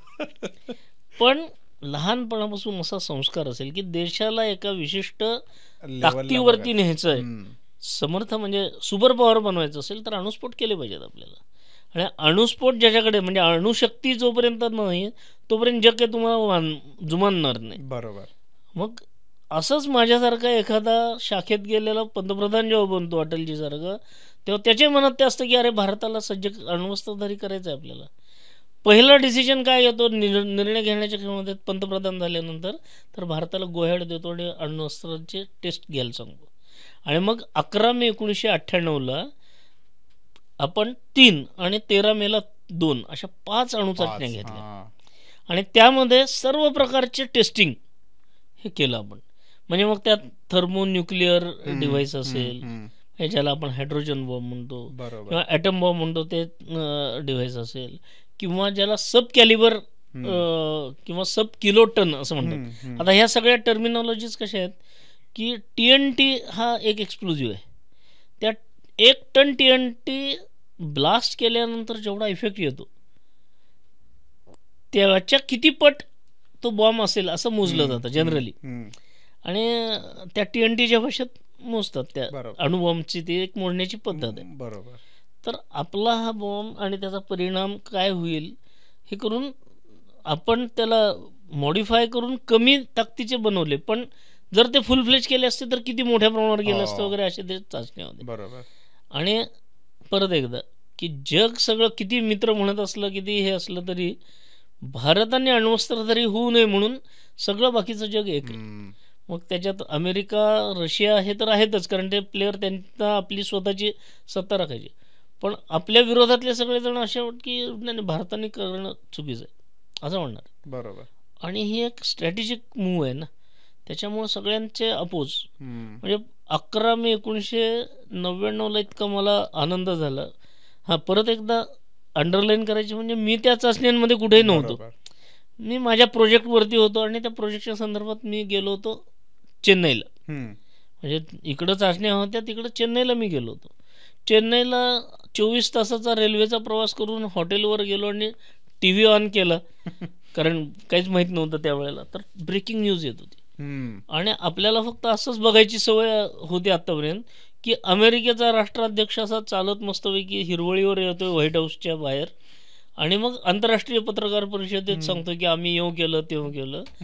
पहिला असा प्रसंग होता की भारताचे पंतप्रधान त्यांच्या निवासस्थानावर बाहेर हिरवळीवर येत आहेत आणि आंतरराष्ट्रीय समुदायाला पत्रकार परिषदेत सांगतात की होय, भारताने 3 अणुस्फोट केले आणि 3ही यशस्वी झाले. क्या बात आहे. आणि आम्ही ते केले असं ठामपणे सांगणारा, डिक्लेअर करणारा, हे तेवढंच मजबूत आणि तेवढ्याच फर्मली त्यांनी सांगितलं. तो एक फार आनंदाचा क्षण होता माझ्यासाठी. नंतरच्या दिवसात तुमच्या लक्षात येईल की सगळ्या जगातल्या देशांनी सँक्शन्स लावले आपल्यावर, बहिष्कार टाकला की अरे ह्यांनी अणुस्फोट केले, ह्यांना पण काहीच द्यायचं नाही, अमकं नाही तमकं नाही. खरं म्हटलं तर 74 साली ज्या वेळेला आपण पहिला चाचणी केली होती ना, तर ह्या अणुस्फोटांच्या बद्दल कसं आहे माहिती आहे का, की त्याचे कॅल्क्युलेशन आणि हे करण्यासाठी सुपर कॉम्प्युटरची गरज असते. तर मधल्या काळामध्ये सुपर कॉम्प्युटर भारताला मिळू नये म्हणून सगळ्या जगातनी प्रयत्न केले.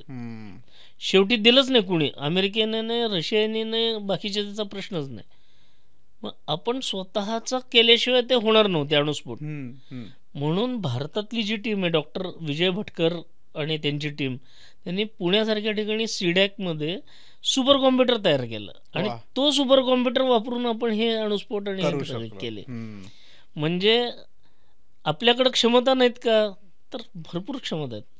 पण सगळ्या जगाने जेव्हा सँक्शन्स टाकले की आम्ही तुम्हाला हे देणार नाही, ते देणार नाही, आता काय करायचं असा प्रश्न निर्माण झाला. आणि 13 तारखेला परत राहिलेले 2 पण दणके देऊन टाकले त्यांना की जे शेवटचे 13 तारखेचे जे 2 अणुस्फोट होते ते कसे होते माहिती आहे का, की मोठे मोठे बॉम्ब ठीक आहे, पण तुम्ही मिसाईलच्या द्वारे छोटे बॉम्ब टाकू शकता का, तुम्ही तोफेतून बॉम्ब टाकू शकता का, अणुबॉम्ब.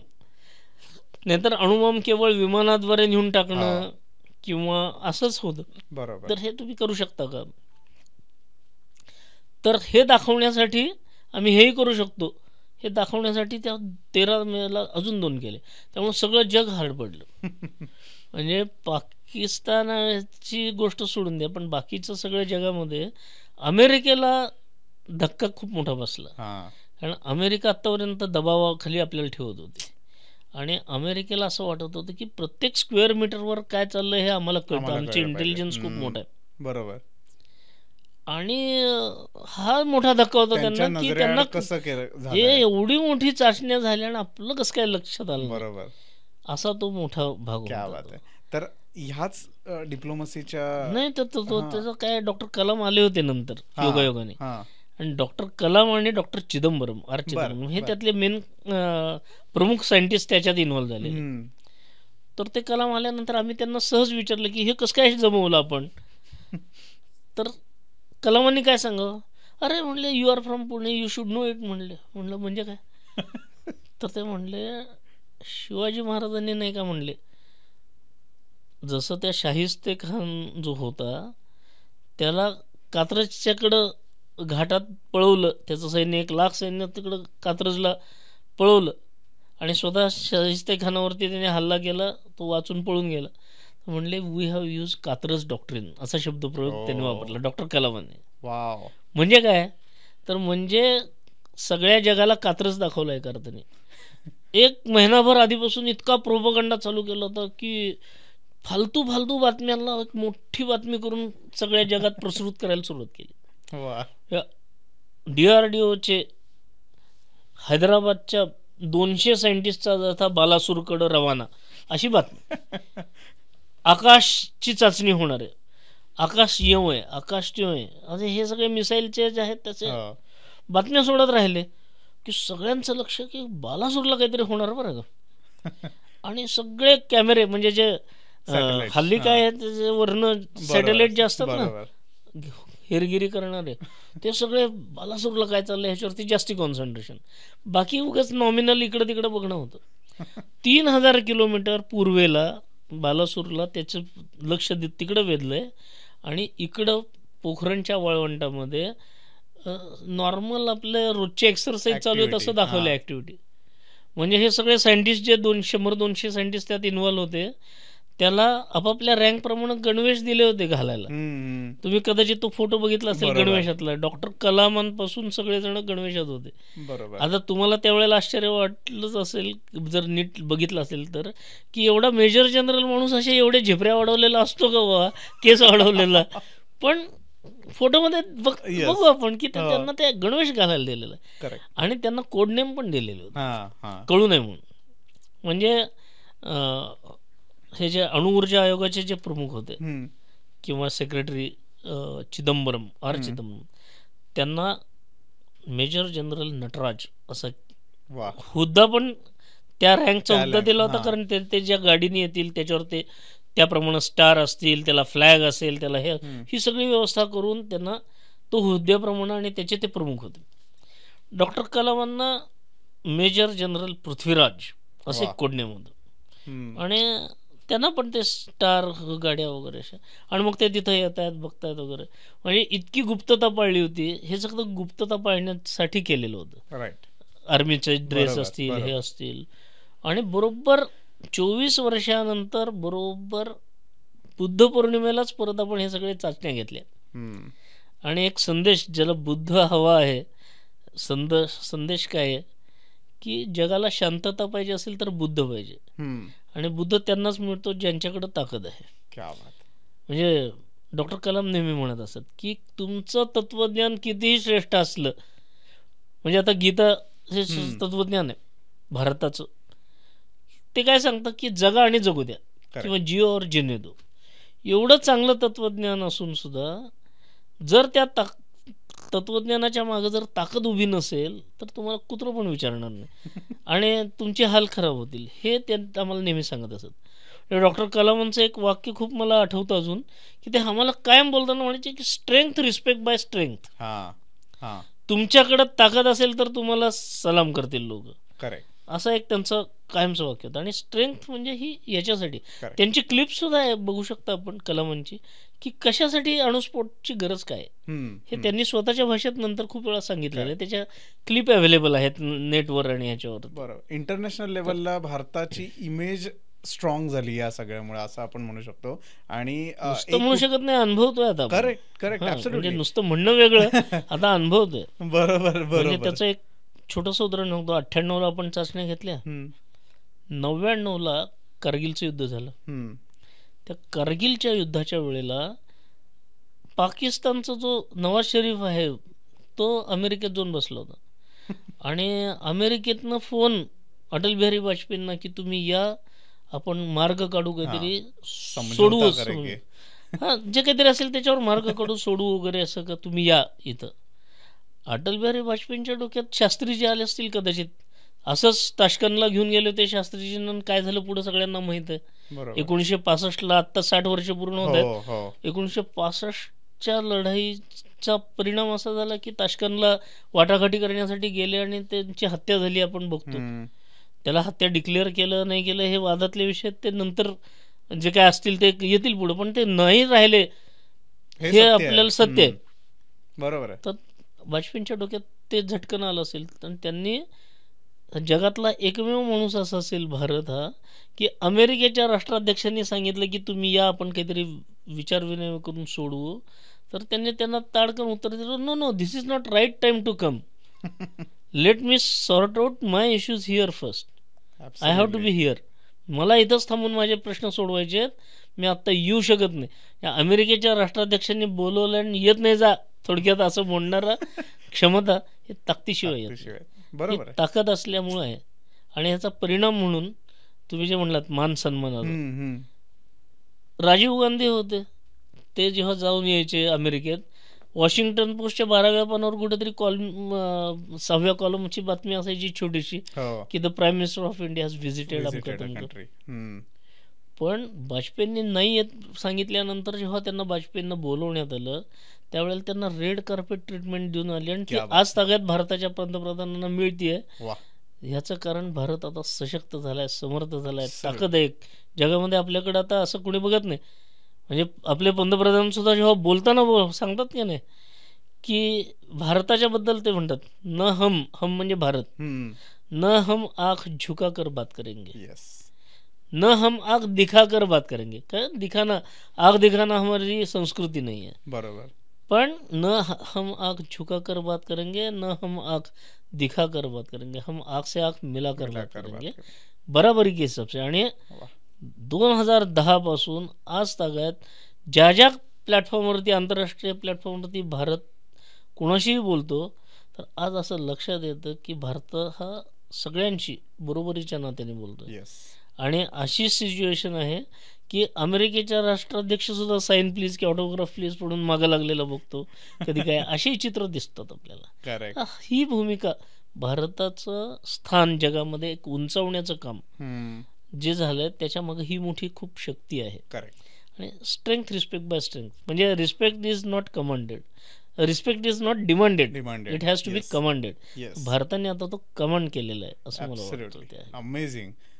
तर सर, ह्या सगळ्या डिप्लोमसीच्या गोष्टी किंवा तुम्ही जसं म्हटलात की एक स्ट्रेंथ आपण दाखवली पूर्ण आपल्या जगाला, भारताची मान उंचावली या सगळ्या तुम्ही सांगितलेल्या छोट्या छोट्या गोष्टींमधनं. आणि आता आपण आँख से आँख मिलाकर बात कर सकते जेव्हा तुम्ही म्हणता, तेव्हा आत्ताचा जो काय म्हणतात, आत्ताची जी सिच्युएशन आहे त्याच्यावर मला तुम्हाला एक प्रश्न विचारायचा आहे की जे काही दिवसांपूर्वी एक भ्याड हल्ला आतंकवाद्यांनी केला पहलगाममध्ये, काश्मीर भागामध्ये, की जिथे सिव्हिलियन्सना त्यांनी टार्गेट केलं आणि काय म्हणतात त्याच्यामध्ये पर्यटकांवर त्यांनी गोळीबार केला आणि त्याच्यात काही पर्यटक हे मृत्युमुखी पडले. तर DRDOचे सायंटिस्ट म्हणून किंवा एक डिफेन्समध्ये काम केलेलं व्यक्तिमत्व म्हणून आता भारताची भूमिका काय असली पाहिजे असं तुम्हाला वाटतं?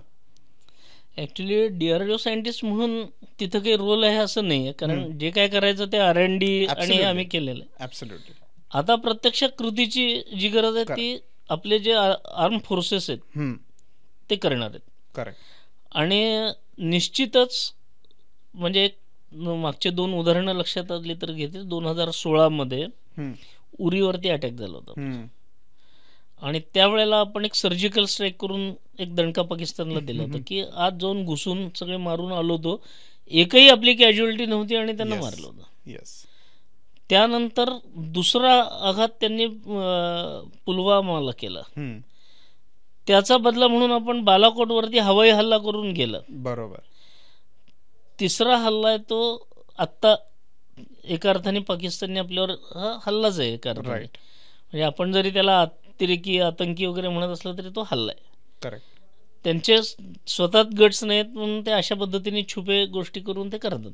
युद्ध करण्याची क्षमता नाही त्यांची आणि त्यांना माहित आहे, कारण त्यांनी मागच 71 साली ज्या वेळेला त्यांनी युद्ध करून बघितलं त्यानंतर त्यांनी असंच ठरवलं की we will give thousands of cuts, की ते भारत ब्लीड करत राहील. आणि त्या अनुषंगाने ते सगळं चालू आहे.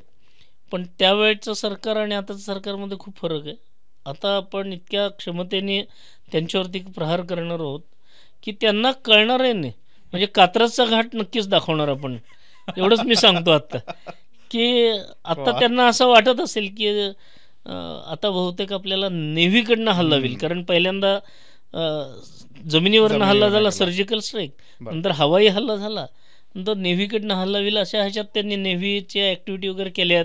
युद्ध करण्याची क्षमता असेल तर ते जे काय आहे ते आणून लावले. मनोबल खचलेलं आहे त्यांचं पूर्ण.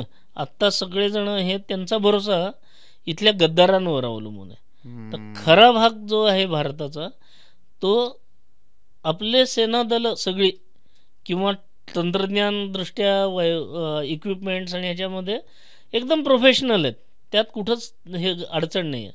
अडचण आहे ती अंतर्गत शत्रूची अडचण आहे आणि त्याच्यावरती पण मोठा सर्जिकल स्ट्राईक होईल आणि ह्या सगळ्या गोष्टीचं सर्जरीज होत राहतील ही निश्चित आहे. आत्ता आपल्याला दिसणार नाही, बरोबर, पण त्याच्यावरती मोठ्या प्रमाणात ॲक्शन होईल.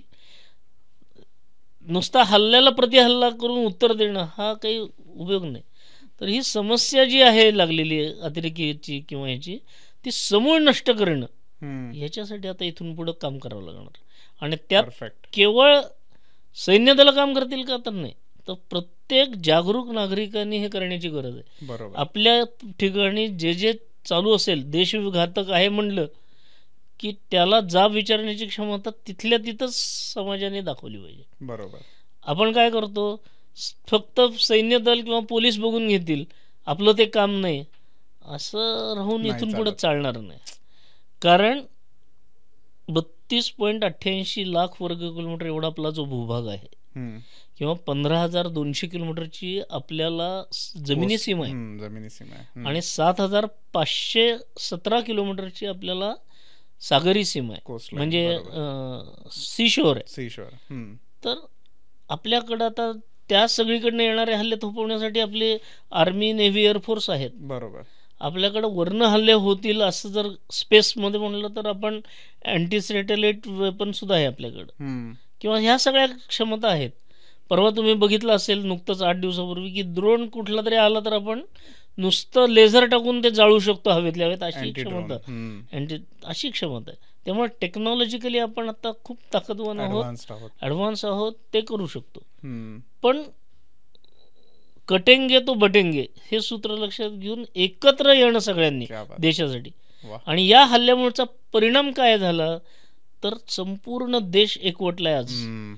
म्हणजे हेच जर सैन्यांनी हल्ला होण्याच्या आधी जर त्यांच्यावरती ॲक्शन घेतली असते तर त्याला एक वेगळं रूप दिलं गेलं असतं, की हे सरकार मुसलमानांच्या विरोधी आहे, हे असं आहे तसं आहे असं म्हणले असते. पण ज्या वेळेला प्रत्येक ह्याला तू हिंदू आहे का मुसलमान आहे हे करून त्यांनी गोळ्या घातल्या, त्यावेळेला अतिरेकी कोण आहे त्याचा मुलाहिजा न ठेवता त्याच्यावरती कारवाई चालू झालेलीच आहे. पण ही 1-2 दिवसाची कारवाई, ते 5 जण आले, त्यांनी 5 जणांना मारून टाकलं आज, म्हणजे कारवाई संपली असं नाही आहे. बदला तिथं नसतो, तर बदला हा मुळापासून घेतला जाईल. आणि कारण युद्धशास्त्राचा नियम आहे, जगाला शांती पाहिजे, शांती स्थापित करण्यासाठी युद्ध गरजेचं आहे. आणि युद्ध ज्याचा जो जिंकू शकतो त्याच्यासाठी ताकद गरजेची आहे. ताकद तंत्रज्ञानातून येते, तंत्रज्ञानासाठी DRDO आहे. म्हणजे असा बादरायण संबंध आपण त्याला म्हणलं तर DRDOचा आहे. असा सगळा प्रकार आहे. तर मित्रांनो, अशा या आपल्या गप्पा आणि DRDOच्या रिलेटेड काशीनाथ देवधर सरांचे अनुभव आपण पार्ट 2 मध्येही ऐकणार आहोत. सो आपला हा भाग पुढे कंटिन्यू होईल. तोपर्यंत स्टे ट्यून, बघत रहा डिजिटल गप्पा. तुमची रजा घेतो आत्ता. धन्यवाद.